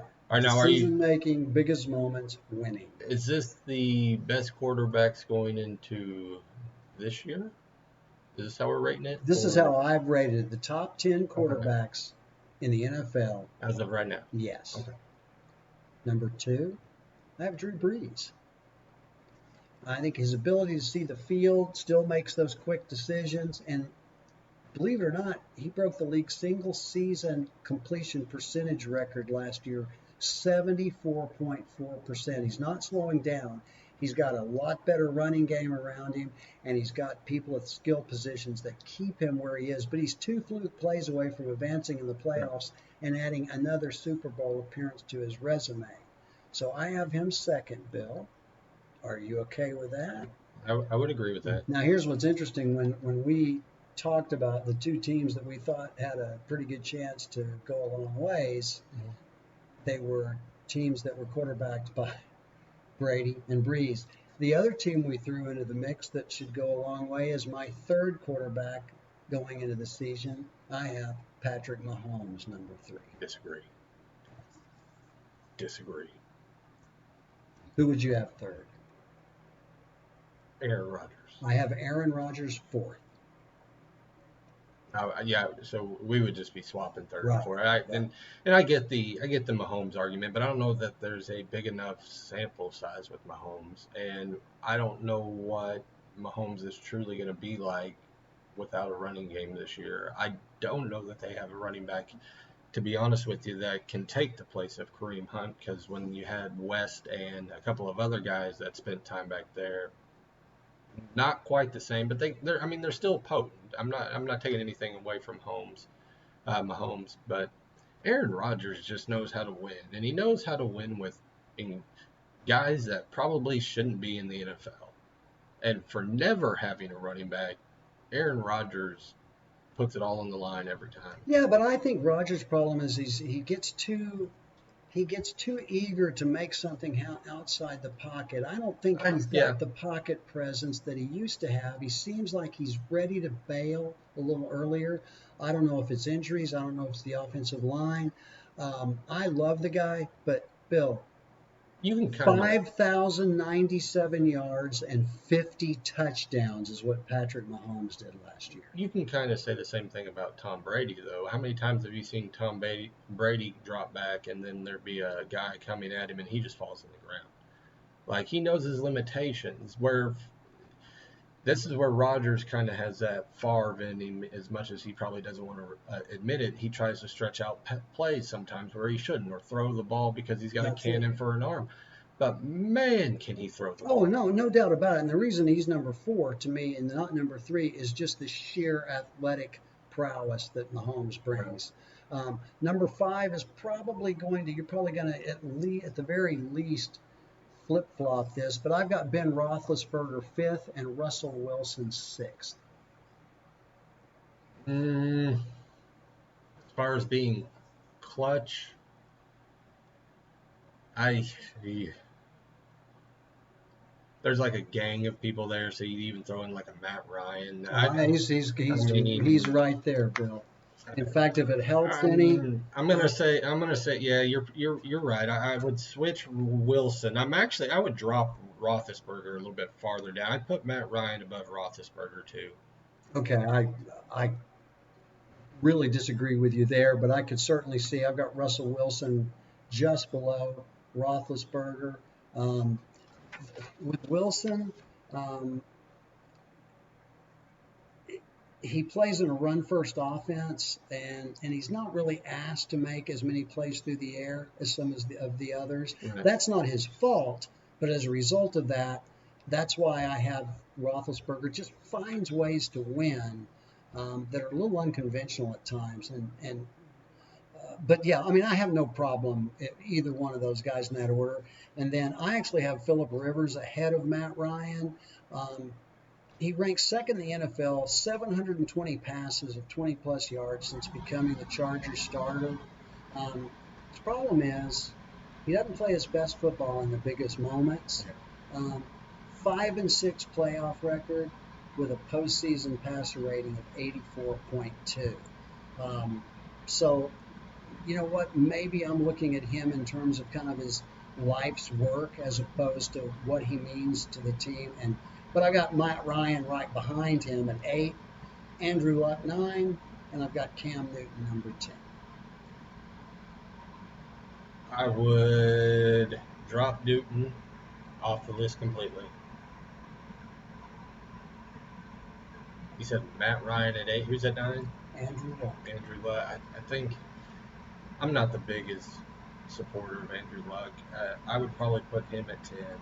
I think he's got to be on the list, but I'd put him at 10. I would slide, and you're going to hate that I say this, but I would slide Baker and then make that So 9. you're telling me that Patrick Mahomes, after one season, doesn't have the numbers to justify being third with Not his 5,071 yards, 50 touchdowns, and making it all the way Not ahead to of the Rodgers. playoffs. But Mayfield belongs? Above Cam Newton, yes. Wow. I'm really struggling with that. Outside of one lucky year that they go to a Super Bowl and get killed, what has Cam Newton done? Well, he won the MVP, In that one year that they go to the Super Bowl and get killed, what has Cam Newton done? a 67.9% completion rate. I still take Baker over Newton. And the reason his stats aren't that great is because this is a guy that keeps drives alive by taking 1-yard plunges into the line. His stats are different. His value to me is different. I agree. But yeah, I would see, and this is where we would differ is, I don't get the Ben argument on stuff. I get he's Super Bowl champion. He stays upright when 8 guys are hanging off. I get all that. But is he a galvanizing team guy? Does he come through in the clutch? Maybe 50% of the time. He doesn't. And is it Ben Roethlisberger doing it, or is it for 16 years? Antonio Brown? Yeah, but is that? I mean, this is a guy that also wanted to quit on his team and retire. Okay, but he didn't. And we're talking about his production value, not whether or not but he's the year your best buddy. But the year he came back, what did they do? They had a big team dysfunction, and you get rid of Antonio Brown. Oh yeah, and he's really proven to be a gem of a guy outside of that organization, hasn't he? If you put a little pressure on those feet, they may turn into diamonds now. Yeah, they may. That's what makes this so fun, Bill. So we're right there. We've got that kind of top 10. Now, just to be fair, when I started looking at the next 5, the first name on my list was Baker Mayfield. Okay, Yes. so I'm not slighting him here. Right. I think he may be 11. Maybe he is 10, but I've got him right there. I've got Goff up pretty high. I've got him higher than you would have him. Yeah, I would have him. I've got Nick Foles up there possibly in the next 5. Maybe Watson. What about Garoppolo? I think Watson for sure. Watson should be one of those guys that's in the 12 to 13 range. With Foles, Garoppolo, and you can probably even throw Kyler into this conversation because we don't know yet, is what are they going to do on these teams? Right. Because we don't know. We kind of have a small sample size of what Foles can do, the struggles that he had, and then all of a sudden the rejuvenation of his career, and then the next season after where he struggled a little bit. I mean, we may know what Foles will do, but I don't think we truly know what Foles can do. What about Carson Wentz? Does he belong in that next 5? If he stays healthy, yeah. Yeah. But that's the big if he stays healthy. You know, Bill, I was in Florida last week and actually caught the local broadcast of Miami's opener. Mm-hmm. And you know who played a pretty darn good football game? Rosen. Yeah, I think he may have found a home there. But it's really going to be neat to see He's in a who is that next group. Who is the next 5? Rosen's almost in a lose-lose situation because I think no matter how well he plays, the team's still going to be horrible. Oh, they are. We talked where- about that they're the odd man out. To where you're drafting Lawrence or Tua, whichever one you like. So he's in a 1-year deal essentially, to where it's either going to be him or Fitzpatrick. If they find magic with one of them, great. But I don't think, no matter how well he plays, I don't think he's there. Well, I don't think he's their starter next year. I think it's going to be too early. That's interesting. That's interesting. And, you know, I kind of hate it for you. We made fun a little bit, and you know how he acted and everything. I mean, I don't blame him. You know, if that's so, he's going to be one of the more unlucky guys to come into this thing. But you know what? I'll put Carr as a question mark, and I know that I know that I don't have. I think you think more highly of him than I do, Bill. I like the potential that Carr shows, and I know he's been in the league for a couple of years now. It's just I don't know that there's ever really been a solid line around him. The players around him have always been suspect at best. Raiders. Raiders, yeah. Uh, you bring in a veteran like Nelson, who really at the end of his career and didn't seem like he really even wanted to play there. Crabtree was always a 50-50 player, and What a waste of talent that dude is, Bill. Like, a real quick story about Crabtree. I got to tell this. Taking my beautiful wife Carol, we're up at an Oklahoma State game years ago. oh wait a minute, you got a wife now? Yes, Okay, again. okay. Well, we'll see. Remarried during the show? If the locks aren't changed when I get home. We're sitting up there and we're watching Texas Tech warm up in front of us, and Danny Amendola. Yeah. And we're watching him warm up, and I said, Carol, watch this dude, because, and it ended up being one of those 55-51 games or whatever. Oklahoma State pulled it out. But I said, watch this dude. And she goes, I've been watching, I think, number 15 over there. I don't even know who that is. He's a freshman. But pay attention to Danny Amendola. Yeah. About halfway through the second quarter, I went, can you maybe check on some of these other guys and maybe give me a heads up on them, because that guy's not bad. And Crabtree proved to be really good. But, man, what a head case, Bill. But in either case, I don't think either you were wrong watching who you were watching. No, I mean, Amendola was great, but who knew right. how good Crabtree was going to. Remember that play he made against Texas and the catch and the spin? That's almost as iconic as the Vince Young touchdown in the against USC. Yeah, I actually saw him make a play against Oklahoma State where he broke it late in the game from west to east, right down the near sideline. And I turned to Carol and I said, as tough as this is for me to watch, that's the best play and player I've ever seen play college football. Texas.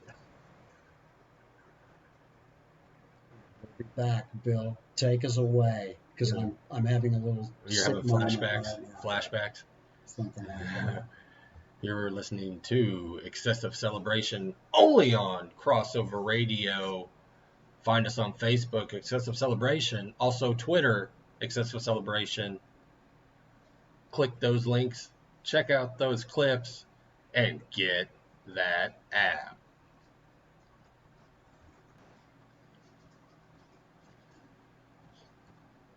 We're back, Excessive Celebration. Bill Bell, Scott O. Feeling the funk. That is almost a little George Clinton Parliament funkadelic. Get those bell bottoms on. Give me a big old nice afro working. There you go. Watch a little Karen Valentine on room 222. Maybe put Love Boat on and see what's happening with Captain Steubing and the crew. What's happening, Isaac? Oh, yeah, we're a sports show. We are a sports show, aren't we? It's debatable at this point. Sports, comedy, enlightenment, entertainment. At least that's how we see it. Yeah. I'm entertained. I'm not entertaining, but I'm entertained. Bill, I don't know about you, but I find some of the goings and comings and going-ons in Frisco, Texas, around the Star to be quite fascinating right now. We've got the first game under their belt in terms of the preseason game, which was underwhelming. And you got Ezekiel Elliott sitting out, requesting $32 million. And you made the point that you thought a journeyman quarterback could do a lot of the work for Dallas. I don't completely disagree with that. But the one they've got now just requested $40 million a year, which would pay him $5 million more than Russell Wilson's making as the highest paid quarterback in the NFL. Not worth it. Tell me what's happening in Dallas. And, oh, by the way, they didn't look that good. They had red zone issues last year. Right. They looked lethargic. But I'll tell you what, I thought Ballard looked pretty good. I thought Gallup looked pretty good. But you know who was the most impressive guy in a short amount of time on that field that I saw? Who is that? For the 49ers, the young man started his career off as a running back in the SEC and then moved to wide receiver for the Baylor Bears. Jalen Hurd Yeah. was a Yeah. force in that run. He looked good. Smartest business move he decided on was, yep, I'm not going to play running back anymore. I'm going to wide receiver. And for as tall as he is, good choice. Oh, just very impressive. So, what are your thoughts on what's happening in Dallas, Bill? And I know it's going to be hard when I ask you this question. So take the names off of it. I'm giving you running back A, I'm giving you wide receiver B, and I'm giving you quarterback C. And you go through the same stats. And so you got running back who has led the league. Oh no, I know where this is going. Can I tell you the answer, Okay, Bill? tell me the answer. Jerry Jones made a statement that if everybody would just hold together, that he was going to pay each of these guys a top 5 salary. Okay, that was his commitment to Cooper, to Prescott, and to Zeke. Right? And lose everybody on defense is what you're going to do with that. Bill, only one of those 3 guys deserves top 5 money, and it happens to be the guy that's sitting out. And I would agree. I am one of the people or few people that believe in when you find a star, especially at running back, because there's so few stars at running back, you pay the man. At least on the first and second, maybe possibly the third, depending on the running back. Possibly the third. At that point, it's real iffy, but possibly the third contract. But can I ask just a real quick question? Because I Yeah. don't, I thought about what we talked about a couple of weeks ago, and I think you're right. My question is, what leverage does he have? Why didn't he do this next year? Because he's still 2 years away. Well, the leverage is Le'Veon Bell sitting out, being traded. That I think, and it's a horrible precedent. I think that has set a precedent for the league, not just with running backs, but with all players, mostly position players that I can see doing this. Maybe some linebackers occasionally. That if I set out and I demand things, or I think of this, even though he signed somewhere else for a cheaper contract, if Le'Veon Bell comes out and kills it next year, tell me the Jets won't try and rework a deal for him to make him a higher paid running back in the league. Oh, I think they will. I don't think you can make that argument that they wouldn't try to do that, especially with a team that's up and coming. And with young quarterbacks. Supposedly, yeah, up and coming with the Jets. Right. Yeah. I don't know that Dak, and there's too many options you have with Dak because you still have him for another year. Then you can franchise tag him. There's too many options you can play around with Dak. Tell me why he's been more productive than Tony Romo. Because I don't see it, Bill. I don't either. I'll be honest, a lot of people hated Romo, and I don't know why. I like Tony Romo as a quarterback. He was, outside of what the problems in the postseason, which you can blame on him or you can blame on the actual team, or maybe the head coach in general, who, quite frankly, probably shouldn't be a head coach. I think everybody remembers Romo dropping the ball on the extra point. Yeah. And I think it's clouded people's judgment of him from then on. And what's funny is he's kind of redeemed himself as an announcer. Yeah. He's probably the best announcer. He's without a doubt. But it's interesting because everybody loves Prescott, but has he taken them further? I don't think he has. I don't think he's in the first round. I don't think he's proven anything. I don't think he wants to be the highest paid player. The best part about Dak Prescott is he's kind of a no-nonsense quarterback, right? So he doesn't draw attention to himself. He doesn't. He's perfect for that situation because when you had like Dez and Ezekiel there, they drew the attention and took all the focus off of Dak, and he can kind of perform. So if he shined in the game, it was like, oh well, we're going to go talk to Dak now because of what he did. But when he doesn't, all those questions that you would normally get with, say, like a Cam Newton, they're not there as much or as hard hitting as they would be for Cam Newton when he doesn't perform. Right. So yeah. I'm still under the impression you pay Ezekiel, then you go after Amari. I don't believe Amari is a top 5. I don't either. I don't either. It's almost like they're trying to. He just wants to bring everybody in and make it all okay. and only one of those guys deserves the money from the top five. Well, and especially this day and age with guaranteed contracts. So if I give you 80 million and I guarantee you 75, you're not going to be happy with that. Like the guaranteed money, I think, is more important to a lot of these guys, more so than what the contract's actually worth. So if I'm giving you 50 million, but I'm only guaranteeing you 5 million, or if I'm giving you 50 million, but I'm guaranteeing you 45 million, you're going to take the other 45 million. I mean, that's an easy choice. So the day and age of you're only getting X amount of dollars for low pay, and then it's after that we could cut you and we don't have to pay you the rest of your 35 million. It's changed a lot of the dynamic of who you sign and how much you pay. I think there's still a lot of overpaying for players out there, Kirk Cousins, but I think you have to do it in some such situations. Now, do I pay Amari like a 5? No, I pay Amari like he's a 8 to 10 guy, maybe possibly a 7 guy, but I don't pay him in the top 5. My only concern is if I'm paying a running back $32 million a year. Right. My question is, what is the likelihood that he's going to be there long enough to pay off with production? And if I have to ride him to death, how long of a career does he have as I'm doling out money that, frankly, if it was to a quarterback or a wide receiver or somebody else, when you look at the lifespan of an NFL player, running backs are about 2.5 years on average. I have a hard time sinking that kind of money, even at the top 5 position, because I think the conundrum, Bill, is do I ride him like a DeMarco Murray or do I limit carries, and then am I limiting my return on my investment? It's a tough spot when you're talking running backs in the NFL. I think there's ways in what Zeke has proven in his 3 years. He's always there. So except he's not. Yeah, except he's sitting out.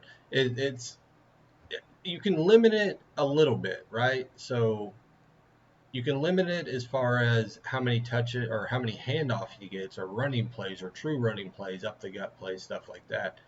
But you still find ways outside of the box to get him the ball to where maybe he doesn't take as many big time hits. You get him around some corners where he's going to overpower some corners. He's going to be delivering a lot of those blows, unless you get a linebacker who's a freak out there that can run 4-1, which most of them all do. But I mean, do you even want him blocking? That's what I'm talking about. You're paying a guy that kind of money who's playing a position that is just so fragile. That to me is it's fascinating, Bill. How do you craft a team and how do you keep it together? But I'm more inclined every day to agree with you that it starts right there with him. I think if Jerry Jones listened to the show a little bit more, he would finally figure out how to win a Super Bowl and craft a team. There you go. Or at least make a great flambe.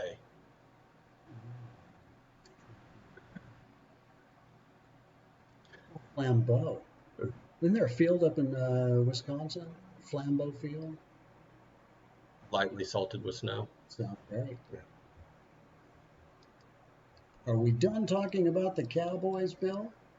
I think everybody's done talking about the Cowboys. When we come back, we're going to have a brief moment to speak about the passing of a legend around here, both at the high school and college level. We'll talk about next week's show. Some of the things we didn't get to today will fit right in next week. Bill, Crossover Radio, tell them about it. Well, first we need to catch that alien that's running around in the studio. Then after that, we're going to go to the Play Store and download that app. Find us on Facebook, Excessive Celebration. Also Twitter, Excessive Celebration. Add us at EC Sports Show.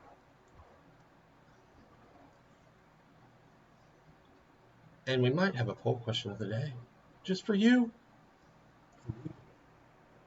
Listener, that guy right there, that guy. Oh, that one? That one. Get that app.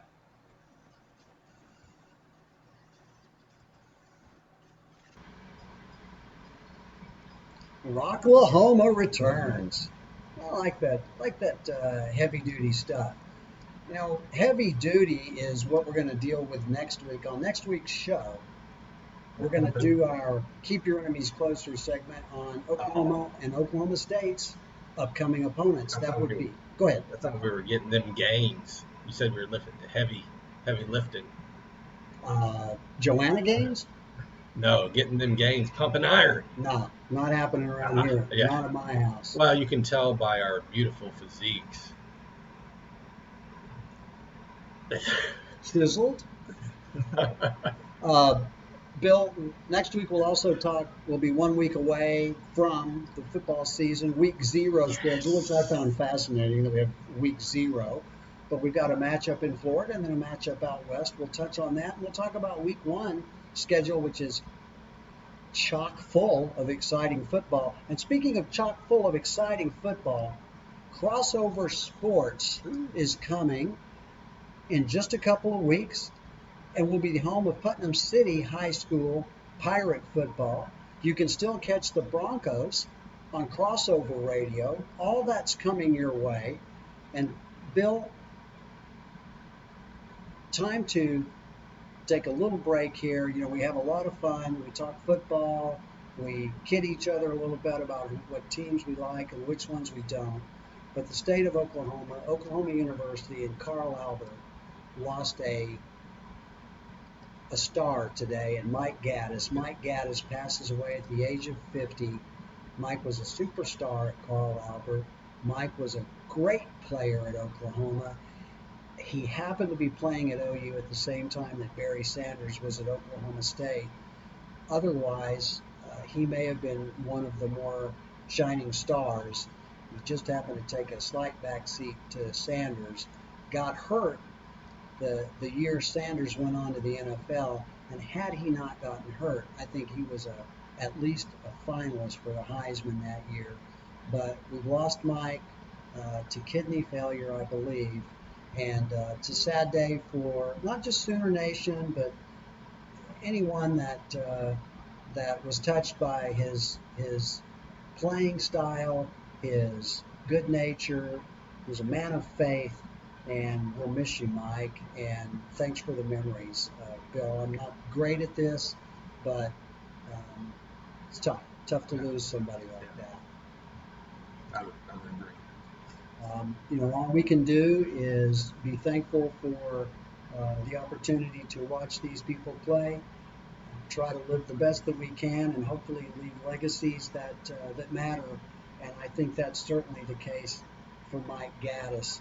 You know, as we mentioned, sports are supposed to be fun. And Bill, the last thing I'm going to leave you with here, and then we'll turn it over to you for your final thoughts here. You're leaving me? Bill, keep your car clean inside and out. Can I tell you why? Why is that? I have a very short little Breaking Bad vignette, and this is kind of a neat one because John Jones, turn up your radio. John Jones, John turn up your radio. Bones Jones. All right. Bill, do you know who the Georgia State quarterback Shea Wertz is? I hope so. For some reason. Shea Wertz was driving his car through Clinton, Georgia, and was stopped by the local Georgia police for speeding. Billy was on his way to his grandmother's house. The young man was handcuffed and put in the backseat of the police car, which I don't know about you. I've been stopped for speeding and don't ever remember a time when I was handcuffed and put in the back of a police car. Furthermore, one of the policemen approached his car and saw a white slimy substance on the hood of the car, walked back and asked Shea if that was cocaine. Shea responded, "No, it's bird droppings." The sheriff said, "No, it isn't, because I've just tested it and it came out pink. It's cocaine." Shea said, "No, it isn't. It's bird droppings. I noticed it and tried to wipe it off at the gas station." The officer said, "You're wrong. It's cocaine." He was then arrested, spent the weekend in jail, was suspended from the Georgia State football team until sometime today when at his hearing the judge came out and said, you know what? That was bird droppings on the hood of your car. We're sure sorry about that, sir. Hope you have a nice day, and don't forget to send us Christmas cards to the local sheriff in Clinton, Georgia. How unbelievable is that story, Bill, in So, 2019? moral of this story, there's a Laughing. there's a bird out there that is all juiced up on cocaine that needs to be stopped. Oh man, I am so glad I did not get out in front of that story with you because I never saw that dropping. He's on the loose.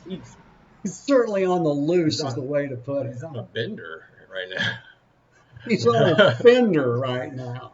Looking for some ruffles or something to eat, surely. That that's a well a to even notice it. So it's got to be a decent sized bird Yes, dropping, and right? where else would you keep your cocaine?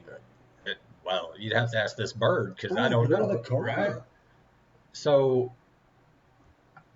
yeah, that's pretty remarkable, I guess. I mean, I don't know what in his mind. So do we know how long he stayed in jail Bill, or was held? I guess. multiple hours, and it's all on the. You can pull it up. Oh, yeah. There's a dash cam that shows the whole thing playing out. Is he mic'd up? The cop is. You know what would have made this 100 times better You're going to tell me. if they were on live PD. It's a shame they weren't. Let's go out to Georgia. No, they're bird droppings. It was unbelievable. It just floored me that that's what people still deal with. So when we sit around sometimes and say, oh, well, this is how it really is, live that life.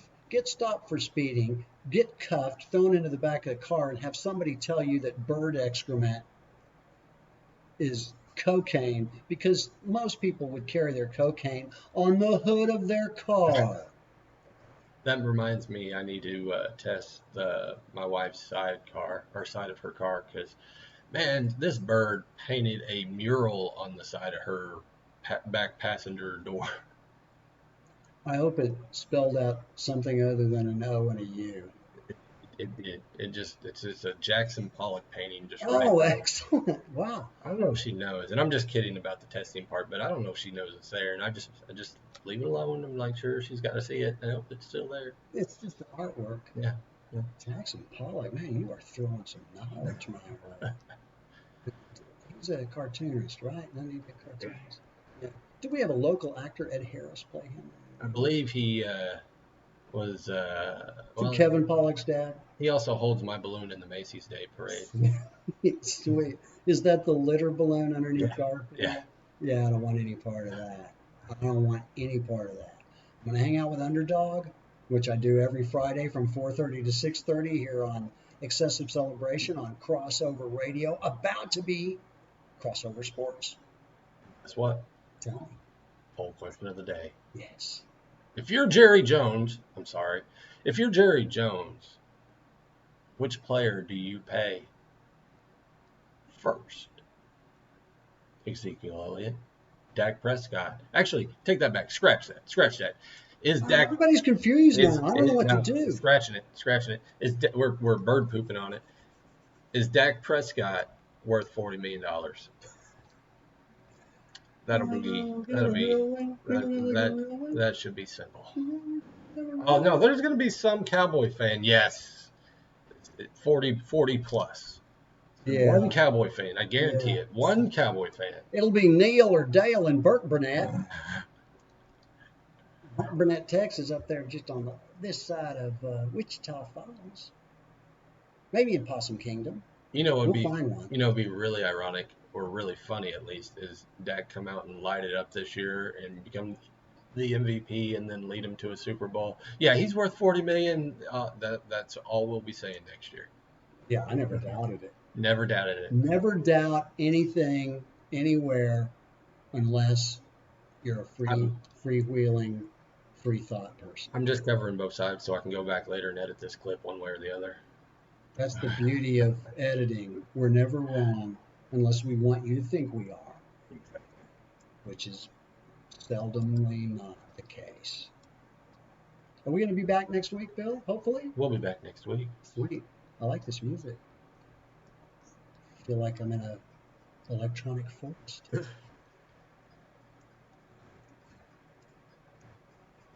Keyboard on blast. Celebration, Bill. One last time.